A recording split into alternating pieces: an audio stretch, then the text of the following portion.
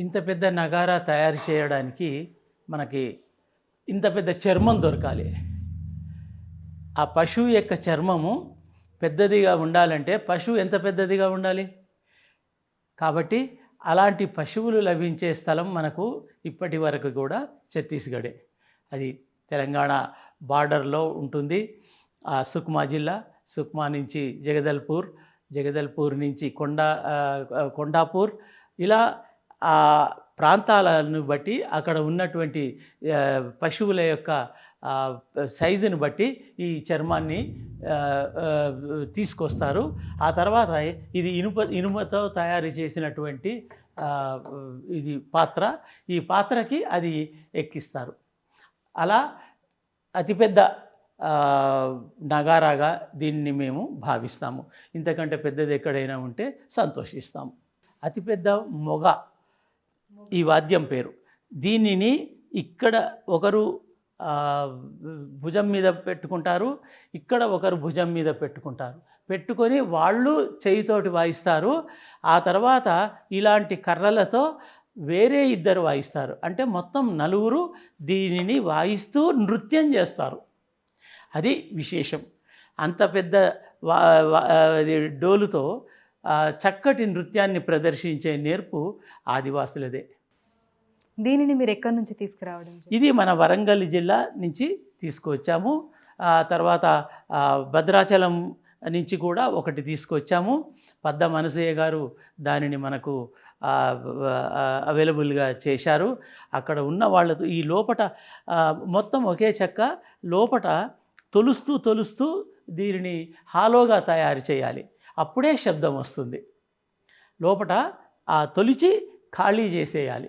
అలా చేసిన తర్వాత అది చెయ్యాలంటే దీనిని ఒక 7-8 నెలలు బురదలో నానబెడితే ఇందులో లోపట ఉన్నటువంటి బెరడు పోతుంది. లేదా దానిని ఆ తర్వాత సుత్తిలతో ఒక రకమైనటువంటి కొచ్చని రాడ్స్ పెట్టి దానిని తొలుస్తూ పోతారు. దీన్ని రెయిన్ మేకర్ అంటారు. అంటే ఇది ఆదివాసులు, జానపదులు వాళ్ళ పరిసరాల నుంచే వాళ్ళ కళని సృష్టిస్తారు.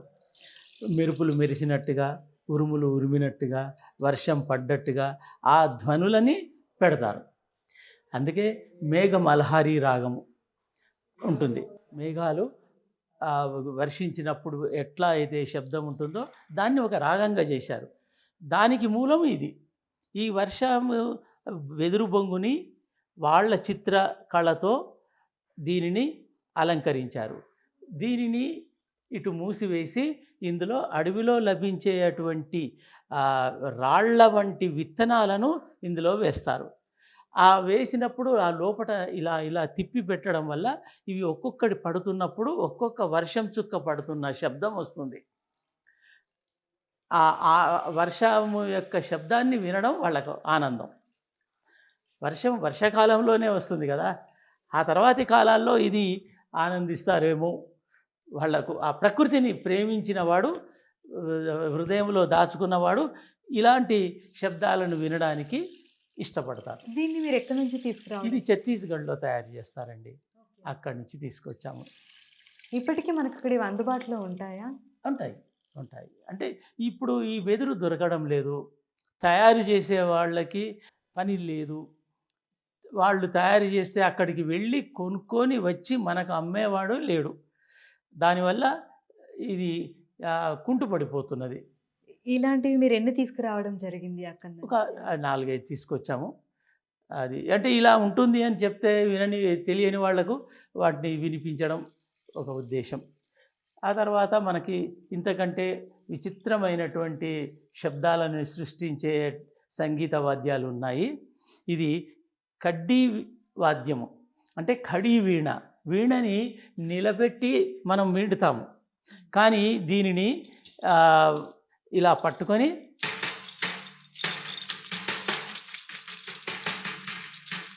అట్లా వాయిస్తారు. ఇది దీంతో దీనికి ఇక్కడ ఇది అందే, ఇక్కడ గవ్వలు, ఇది వెదురుబద్ద.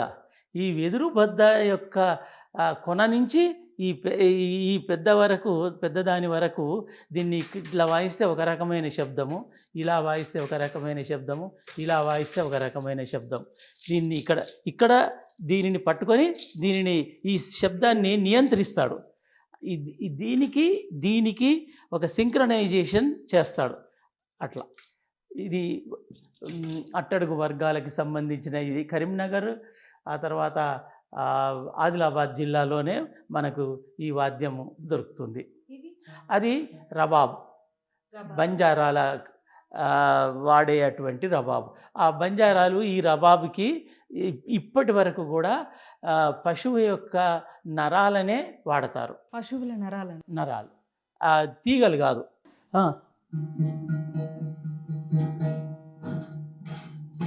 మధ్యలో ఈ సౌండ్ వస్తుంది.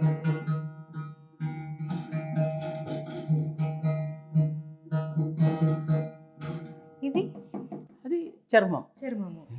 ఓకే.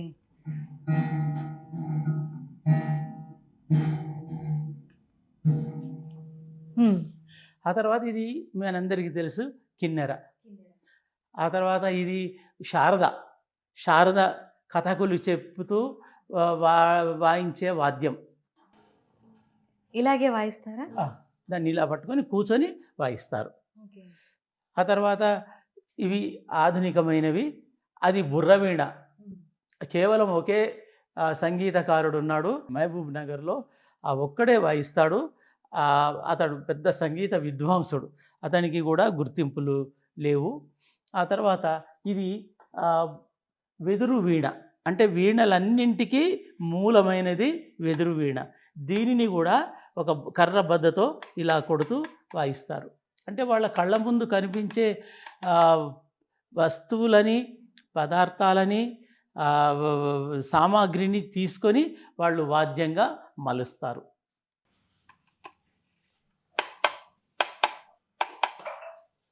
ఆ తర్వాత అది ఊదే వాద్యాలు ఇవి. ఇది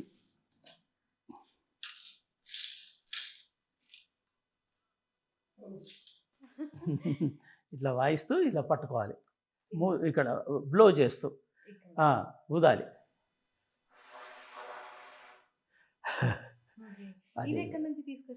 ఇవి మనకి ఆదిలాబాద్ నుంచి. ఇవన్నీ కూడా ఊదే వాద్యాలు. ఇది గోండుల వాద్యం, డప్పు వాద్యం. ఇది సవరలది, ఒరిస్సాలో నుంచి తీసుకొచ్చాము. ఇది మధ్యలో, కానీ జానపద మధ్యలో ఉంటుంది, శిష్ట మధ్యలో, రెండు రకాలుగా ఉంటాయి.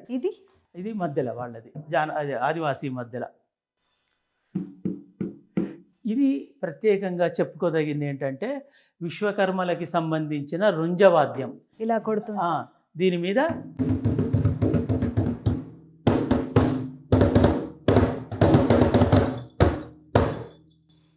అట్లా వాయిస్తూ 5 రోజుల కథ చెప్తారు విశ్వకర్మ పురాణం. అది కూడా అంతరించిపోతున్న కళే. అది మన ఓల్డ్ సిటీ హైదరాబాద్లో సంప్రదాయ సిద్ధంగా ఉపయోగించేటువంటి వాద్యం. వీటిని ఇక్కడి నుంచి తీసుకున్నారు? ఇది ఆదిలాబాద్ నుంచి. Okay sir. ఇలాంటివి మన దగ్గర సుమారుగా 600 వాద్యాలు ఉన్నాయి. సంతోషంగా చెప్పాలన్నా, బాధగా చెప్పాలన్నా, అవి కేవలం ఆద్యకళ దగ్గరే ఉన్నాయి. దేశంలో ఎక్కడా కూడా ఇంత పెద్ద మొత్తంలో వాద్యాలు లేవు.